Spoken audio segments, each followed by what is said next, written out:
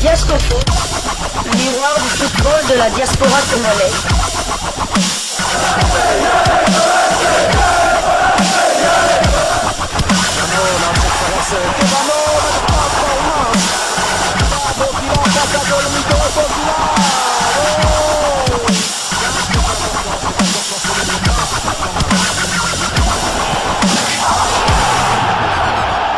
Diasco Foot, le miroir du football de la diaspora congolaise. Vous êtes sur Diasco Foot, le miroir du football de la diaspora congolaise. Diasco Foot vous dit bonjour, tout le plaisir est pour nous de vous retrouver, mais surtout de savoir que vous êtes nombreux en train de suivre votre chaîne YouTube dédiée uniquement aux footballeurs de la diaspora congolaise.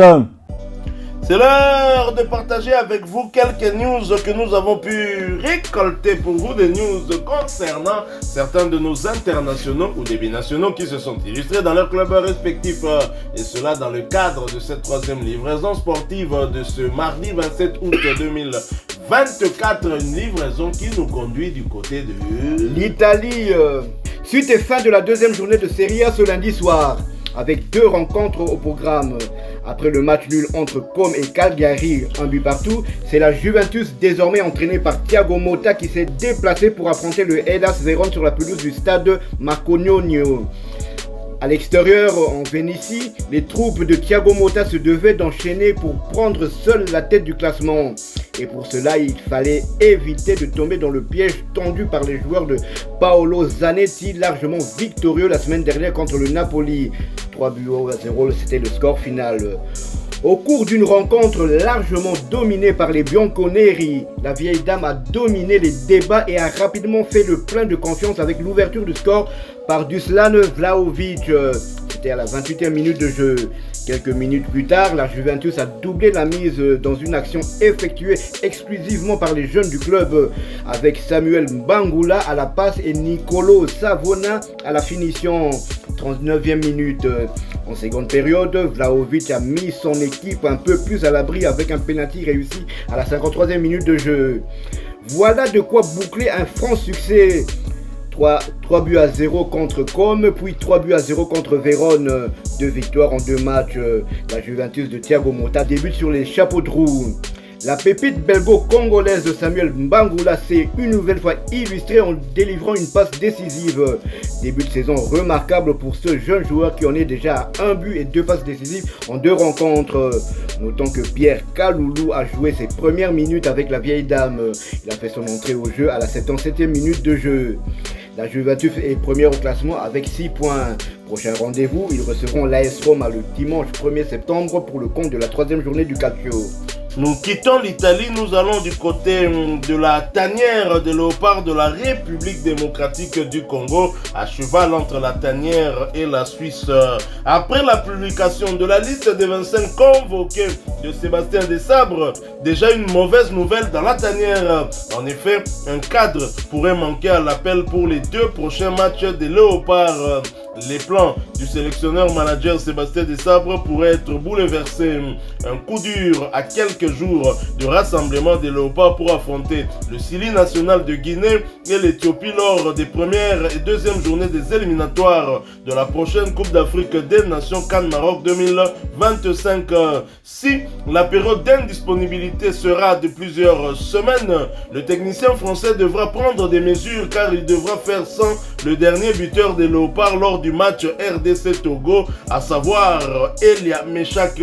L'ancien joueur du tout-puissant Mazembe est victime d'une blessure musculaire à l'entraînement avec les Young Boys de Berne. La durée de son indisponibilité n'a pas encore été révélée, mais à en croire le communiqué de son club qui nous donnait justement cette information, un retour rapide dès le week-end prochain pourrait être envisagé.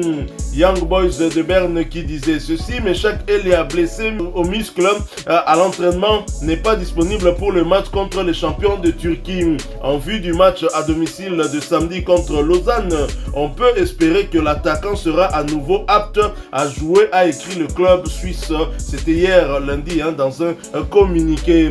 Toutefois, en cas d'absence prolongée, plusieurs solutions peuvent s'offrir à Sébastien Desabre et son staff technique pour son remplacement. actuellement sans Meshak Elia. Des Sabres pourraient faire recours à William Balikwisha qui avait inscrit un somptueux but, son tout premier cette saison avec son nouveau club l'OH Louvain. Il pourrait également, pourquoi pas, revenir au bon sentiment sur Silas Katompa qui pourrait faire son retour dans la tanière, peut-être un peu moins à cause des problèmes disciplinaires que nous pensons qu'aurait Silas Katompa depuis son refus de venir dans la tanière lors du dernier rassemblement. Mais pourquoi pas? Mais alors, pourquoi pas Yannick Yalabolazi qui est très en forme du côté du Brésil.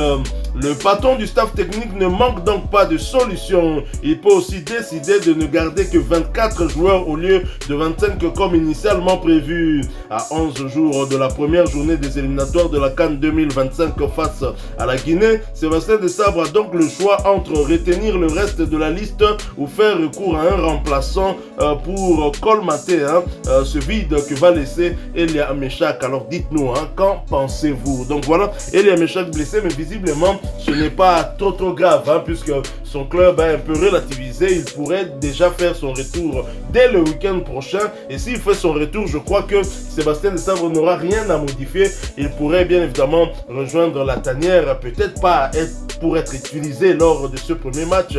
On le sait quand même qu'Elia Meshak, lors des derniers rassemblements, il a toujours débuté comme titulaire avec Sébastien Desabre. C'est vraiment donc un cadre. Tout à fait, c'était un coup dur, mais comme vous l'avez dit, on va attendre ce week-end avec le match de championnat des Young Boys de Berne pour voir si Meshak Elia sera de nouveau apte à jouer ce match. Dans le cas contraire, Sébastien devra sans doute faire sans. C'est un coup dur, oui, c'est vraiment un coup dur pour la dernière, car ces dernières sorties des Léopards, Meshak Elia était un titulaire indiscutable, et en plus c'est lui qui nous a offert, grâce à son but, que nous avons pu remporter la victoire face au Togo, sans oublier qu'à la CAN, et Meshak Elia a été efficace. C'était le deuxième joueur le plus efficace de la tanière derrière Yohan Wissa. Il avait marqué un but et délivré une passe décisive, donc il a été partie prenante dans 2 buts des Léopards lors de la dernière CAN. C'est vrai qu'il est souvent critiqué, Meshak Elia, mais force est de connaître qu'il répond présent. Il répond présent et il donne satisfaction aussi au sélectionneur national qui le lui rend bien. Ah oui, il est efficace non seulement sur le plan offensif, mais surtout il aide beaucoup la défense aussi. C'est probablement ça aussi le paramètre qui fait que Sébastien Desabre le préfère par rapport à d'autres profils. Parce qu'il faut dire que sur les côtés, des solutions ne manquent pas. On a beaucoup de joueurs, même si on n'est pas aussi verni par le cas Grady Diangana par exemple qui est blessé. Donc voilà, est-ce que Sébastien Desabre voudrait nécessairement venir le remplacer au cas où la durée de son indisponibilité s'avérait plus longue que ne penserait son club? C'est une question qu'on est en droit de nous poser, d'autant que l'équipe de Guinée qui a publié sa liste est une liste de 23 joueurs. Donc c'est dire qu'avec 24 joueurs, il ne se posera aucun problème. Mais comme les anglophones le disent, wait and see, attendons voir ce qui se passera. Mais en tous les cas, nous souhaitons un prompt rétablissement à Elia Meshak, qui est un joueur très important dans la tanière, souvent critiqué, je vois même sur les réseaux sociaux. Certains disent qu'on aurait dû prendre un jeune à la place d'Elia Meshak. Congolais, vraiment congolais. Talak, dernier match au Yotobeti, Banda Kan, ok, même avant, tu as match à Souko Otobeti, Elia Meshak s'est montré à combien de reprises décisives. On juge le joueur par rapport à ses performances, par rapport aux statistiques, et non sentiment kakabo. Et pourtant, sous joueur américain qui geste technique, moi simbité comique, ayarane le sous. Voilà, nous sommes arrivés à la fin de cette mauvaise nouvelle, mais qui pourrait peut-être ne pas se prolonger. Si vous l'avez aimé, laissez-nous un maximum de j'aime. Merci de partager avec nous en commentaire votre point de vue. Abonnez-vous sur cette chaîne Diasco Foot parce que nous sommes le miroir du football de la diaspora congolaise. Et n'oubliez pas d'activer la petite cloche de notification histoire de ne plus rien manquer des prochains sujets que nous allons vous proposer encore une fois. Merci à vous avec espoir de vous retrouver bientôt dans un autre sujet d'actualité. En attendant, portez-vous bien. Et Diasco Foot vous dit au revoir.